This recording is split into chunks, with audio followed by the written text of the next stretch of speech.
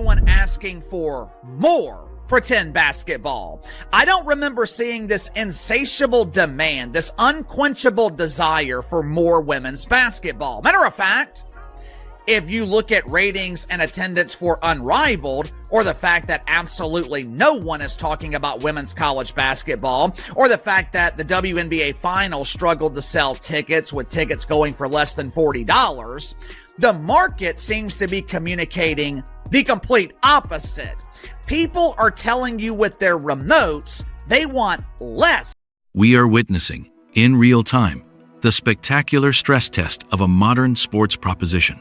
It is the story of a league unrivaled that arrived not with a whimper, but with a supernova of marketing promise, swaggering onto the stage with the declared intent to revolutionize, to elevate, to finally provide women's basketball the platform it deserved. Its launch was a masterclass in contemporary promotion, sleek production teasers, strategic celebrity endorsements, a narrative meticulously crafted around empowerment, superior quality, and an unserved hunger in the sporting public. The vision sold was not of a mere league, but of a movement, an inevitable evolution. The talking points were relentless. This was the product of superior thinking, unshackled from the tired models of the past. It was, they assured everyone, exactly what fans had been waiting for. 3 months later, the spectacle is not of revolution, but of reckoning. The supernova has collapsed in on itself, leaving behind a black hole of disappointing metrics, frantic internal strategy sessions, and a deafening silence from the very public it claimed to serve. This is not a story of gradual adjustment or minor growing pains. But once I looked into this potential schedule, the intentions of the WNBA became clear. Kat Engelbert wants to expand the regular season from 44 games to a maximum of 54 games. This would give WNBA players 10 more opportunities to prove they can't sell tickets. But I don't think this is about money. Or in the case of the WNBA, I don't think this is about increasing the amount of the money that they are losing. This is a narrative of foundational cracks appearing at a terrifying speed, of a stark and uncomfortable confrontation with marketplace verdicts that no amount of positive PR can spin. The league finds itself hemorrhaging viewers, struggling to fill seats, and embroiled in internal union warfare, all while its most glaring vulnerability, the absence of a single transcendent star, Caitlin Clark, looms over every conversation like a specter. This is a comprehensive breakdown of how grand ambition, when built on a fundamental misreading of genuine consumer demand, can unravel with breathtaking swiftness. It is an 8,000-word exploration of the chasm between manufactured hype and organic success, between what a league believes the public should want and what it demonstrably does want. Let us begin with the only currency that ultimately matters in commercial entertainment: audience engagement. The launch of Unrivaled was accompanied by a predictable, algorithmically fueled buzz. There was a spike of curiosity, the kind any heavily promoted new product receives. But sustainable interest is not measured in launch day clicks. It is measured in the habitual return of viewers, week after week, when the novelty has worn off and the product must stand on its own merits. This is where Unrivaled's foundation has proven to be made of sand. The ratings trajectory is not a dip, it is a cliff. I do think that these numbers have an effect on the CBA negotiations.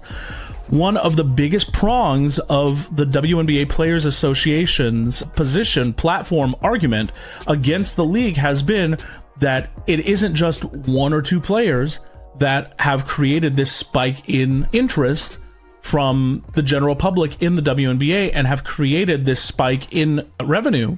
These viewership numbers directly countermand that argument, because it is showing that without the participation of a few, specifically 2 or 3 select players, the league viewership has every other star imaginable, but it is still not generating nearly the viewership that we've seen with the WNBA, even though one of those stars didn't participate at all in the league last year. So we're seeing these viewership numbers not carry over, And I really think that the WNBA PA did themselves a disservice by failing to reach a deal before these numbers were released to the public, because it directly undercuts their argument. We are witnessing a viewership collapse of dramatic proportions. Promised, competitive games that audiences were genuinely hungry for have instead been met with remote controls clicking elsewhere. The league's own metrics, the Nielsen numbers, and streaming data they cannot fully hide, paint a picture of an audience evaporating in real time. This isn't a statistical fluctuation within an acceptable range. This is an implosion. It's the kind of data that doesn't just worry executives, it terrifies them.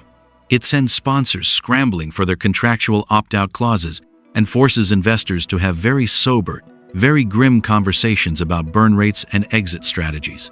The revolution is being televised, but the audience has changed the channel. This collapse is thrown into even sharper relief when contrasted with the parallel universe of women's college basketball and the WNBA. The critics' original point holds a painful kernel of truth. The demand for more women's basketball, as an insatiable, unquenchable force, is a narrative, not an observed reality. Look at the struggle to sell tickets for the WNBA Finals at sub-$40 prices. Examine the quiet attendance for much of the college regular season outside of a few marquee rivalries. The market is communicating, and its message is one of selectivity, not bottomless appetite. It speaks of a fan base that rallies around specific, compelling narratives, iconic individual stars, historic rivalries, championship stakes, but does not necessarily default to consuming the sport as a broad, week-in, week-out product. Unrivaled. Rebecca Lobo is featured on ESPN, where she analyzes pretend basketball. And according to Becky Lobo, WNBA players are rapidly losing fan support in negotiations for a new CBA.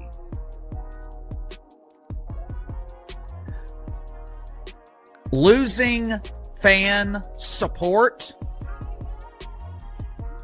Losing fan support. In a sentence with just 3 words, it amazes me how Rebecca Lobo could find a way to include 2 words that could not apply any less to the WNBA. The only word in that sentence that applies to the mistakenly interpreted the explosive, Clark-fueled interest in the NCAA tournament as a transferable demand for a whole new professional product. They conflated a cultural moment with a sustainable business model. The attendance figures tell a dark story, as the original text notes. Empty seats, even in modestly sized venues, are the most visceral, undeniable metric of failure in live sports. They cannot be explained away by algorithms or social media trends.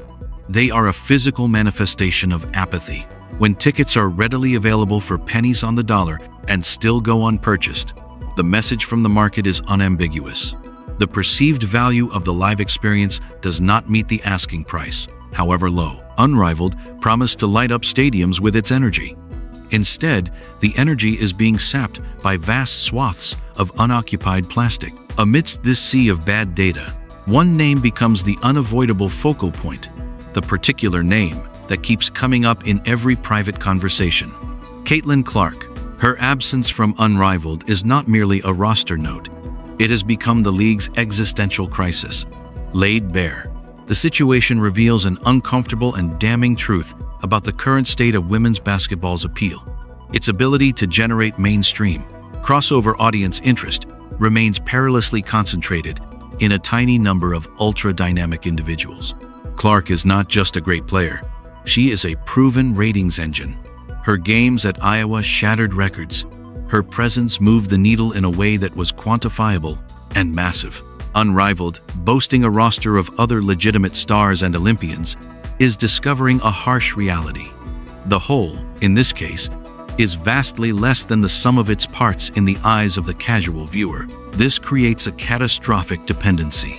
The original text puts it brutally but accurately. An entire professional league featuring multiple franchises, dozens of professional athletes, and substantial financial infrastructure cannot generate sustainable viewer interest without one specific individual. That's not a functioning league. That's a solo performance with background players. This is the core of Unrivaled's quandary.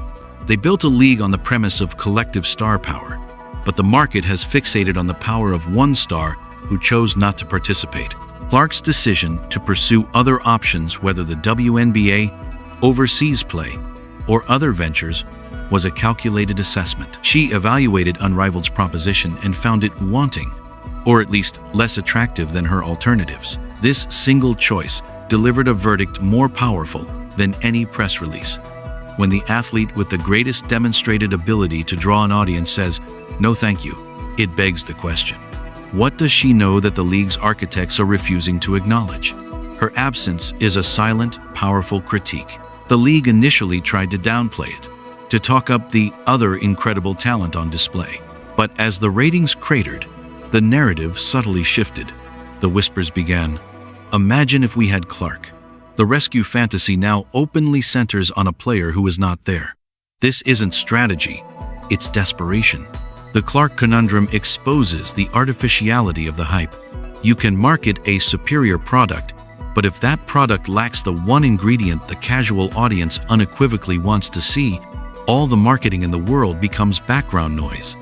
It reveals that Unrivaled's appeal was, for a critical mass of potential viewers, conditional, and the condition was not met if the viewership collapse and the Clark-shaped hole represent an external crisis. The erupting union drama represents an internal self-inflicted wound of staggering tactical folly.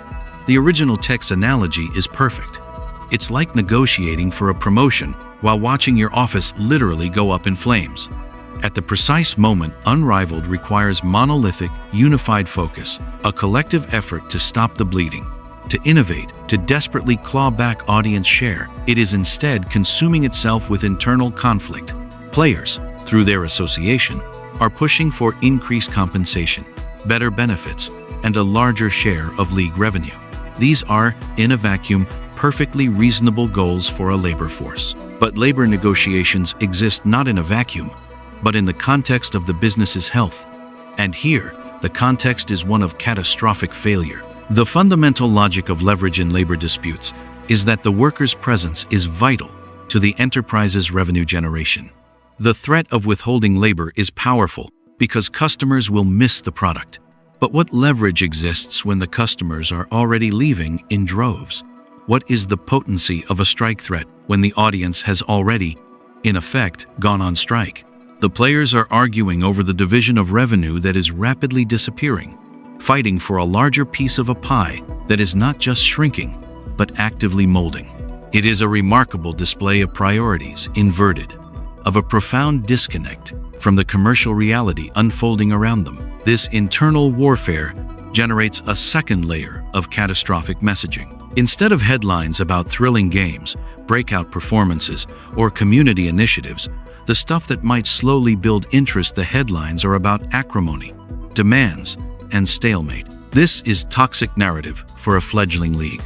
It repels the casual fan looking for escapist entertainment. It frames the league not as a source of excitement, but as a source of drama and trouble. It validates the skeptical viewer's unspoken question: why should I invest my time in this? The union conflict transforms Unrivaled from a sports product into an unwanted reality TV show, a saga of boardroom battles instead of basketball battles. It's a messaging disaster that multiplies the existing viewership disaster exponentially. While the ship is taking on water, the crew is in the hold arguing about the future division of treasure they haven't yet retrieved from the ocean floor. It's not just foolish, it's a textbook case of how to accelerate a death spiral. Beneath the specific failures of ratings, star dependency, and internal strife lies the foundational error, a profound misreading of the market. Unrivaled operated on a field of dreams fallacy in its most corporate form. If you build it with enough venture capital and slick production, they will come. They assumed that the declared cultural moment for women's basketball translated into a scalable, paying audience for a new, untested league. They mistook social media chatter for commercial intent. The original text nails this. You cannot fabricate authentic interest through corporate announcements and algorithmic social media campaigns. You cannot force human beings to invest emotionally just because you desperately need them to. Authentic fandom is an organic, emotional connection. It is built on shared history, geographic loyalty, generational tradition, or a deep attachment to specific players and narratives. It cannot be summoned into existence by a marketing budget, no matter how large. Unrivaled attempted to shortcut this process, to buy the appearance of a major league without the decades of ground-level cultivation that true leagues require. The league also fundamentally misunderstood the nature of the sports entertainment marketplace. It is perhaps the most crowded, competitive, and fragmented landscape in history. Consumers have endless options, not just other sports, but streaming services, video games, social media, and a universe of digital content. For a new product to capture meaningful share in this environment, it must be irresistibly compelling. It must offer something unique, urgent, and of undeniable quality. Unrivaled promised this, but the product on the court, while professionally played, did not deliver a unique or urgent enough spectacle to pull people away from their established habits. The superior production value, they touted, is table stakes, not a unique selling proposition.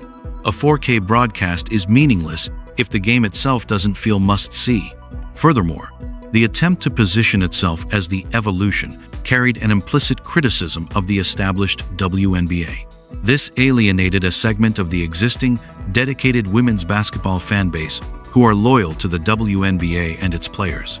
Instead of seamlessly aggregating all women's basketball fans, Unrivaled risked fracturing the base, asking them to choose sides in a war they didn't ask for, all while failing to attract the necessary critical mass of new, casual viewers. The unfolding disaster at Unrivaled casts a long and ominous shadow over its established counterpart, the WNBA, particularly in the context of the WNBA's own reported plans and the ongoing collective bargaining agreement, CBA, negotiations. The original text highlights the proposed WNBA season expansion from 44 to 54 games. From a purely cynical, market-based perspective, this move looks like insanity. If the current product struggles to sell out playoffs and finals, what logic suggests that adding 10 more regular season games, 10 more opportunities to play in front of sparse crowds will solve anything? It risks diluting the product, exacerbating player fatigue, and turning more games into meaningless background noise. The critics jab 10 more opportunities to prove they can't sell tickets is cruel, but speaks to a perceived disconnect between the league's ambitions and its commercial traction. More critically, the Unrivaled viewership data becomes a potent weapon in the CBA negotiations, but not for the Players Association. The players have rightly argued that the recent revenue and interest spike in the WNBA is a collective achievement. However, Unrivaled's failure provides a counter-argument. It demonstrates, in a brutal, real-world experiment, what the women's basketball landscape looks like without the specific, league-centric ecosystem of the WNBA, and without its current brightest star, Clark, who was in college, not the WNBA, during its recent surge. Unrivaled had every other star imaginable from the US and abroad, yet it could not generate comparable interest. This suggests that the WNBA's value is indeed tied to its specific structure, its history, and crucially, the presence of its own marquee talents like Clark, now Aja Wilson, and Brianna Stewart. It undercuts the argument that the players are interchangeable commodities in a rising tide. Instead, it highlights that the league itself is the vital platform, and a handful of players are its essential engines. The WNBA did itself a disservice, as noted, by not securing a new CBA before the Unrivaled experiment played out. The data from Unrivaled's failure strengthens the league's hand by highlighting the fragility of the ecosystem and the non-transferability of interest. It shows that simply gathering great players is not enough. The context, the league brand, the narrative, the specific stars is everything. Watching Unrivaled's response to this multi-front crisis is to observe an organization in the throes of panic, masked by corporate platitudes. The total absence of honest self-assessment is the most telling symptom. Instead of a radical, transparent reboot perhaps shortening the schedule, radically altering fan engagement, making games freely available to build an audience, the public face is one of muted concern and technical adjustments. The internal reality, as suggested by the frantic strategy sessions, is likely one of chaos. The original text paints a vivid picture. Executives scrambling to polish their LinkedIn profiles, investors examining exit clauses, and a growing, desperate fixation on the one person who can't be had, Caitlin Clark. This panic manifests in the mishandling of the union negotiations.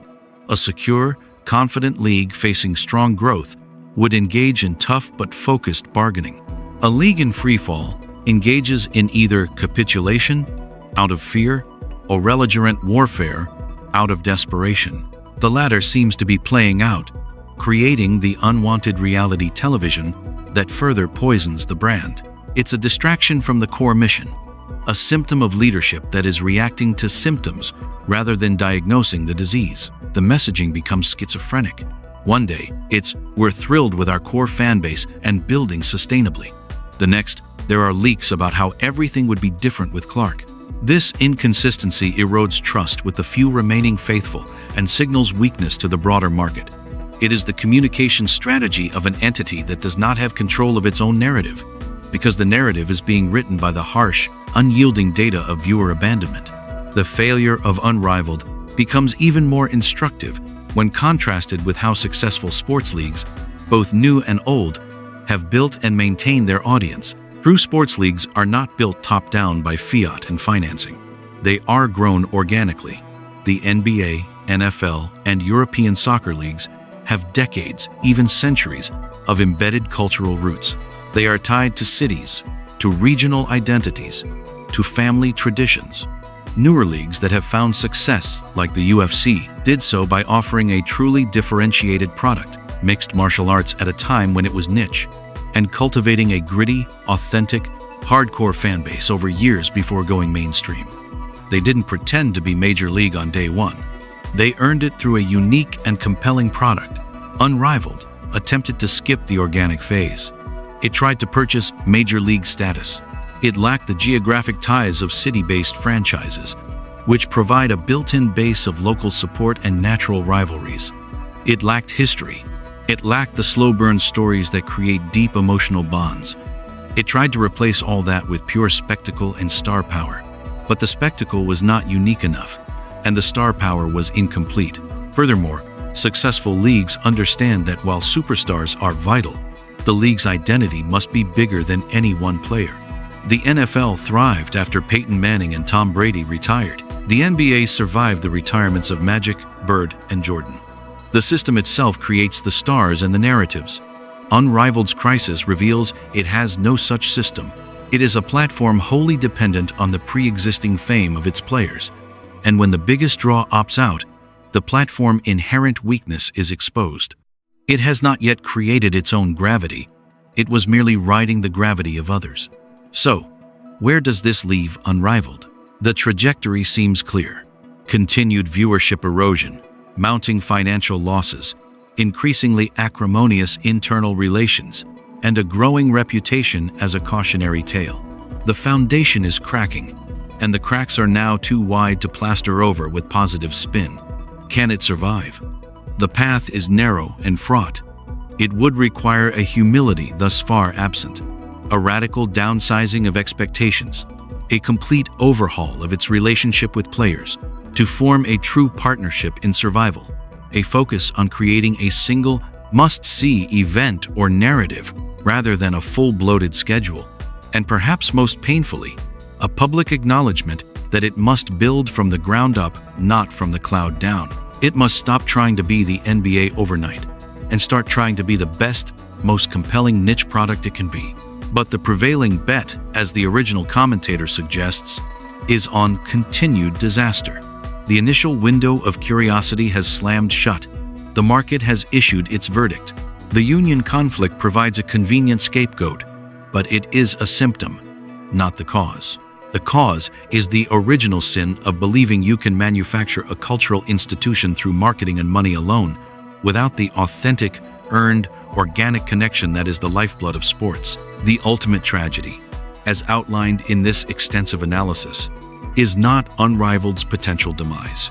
The tragedy is the wasted opportunity, the burned capital, financial and emotional, and the potential collateral damage to the perception of women's professional basketball as a whole. It reinforces the most cynical narratives instead of transcending them. The lesson for any future venture is stark and simple. The marketplace is the ultimate truth teller. It does not care about your intentions, your equity, or your production budget. It measures only one thing: the voluntary, repeated engagement of an audience. You cannot shame or market people into becoming fans. You must earn them, one genuine connection, one unforgettable moment, one authentic story at a time. Unrivaled built its empire on quicksand, the shifting sands of hype, assumption, and unverified demand. And now, as everything sinks, the only sound is the deafening silence of an audience that was never really there.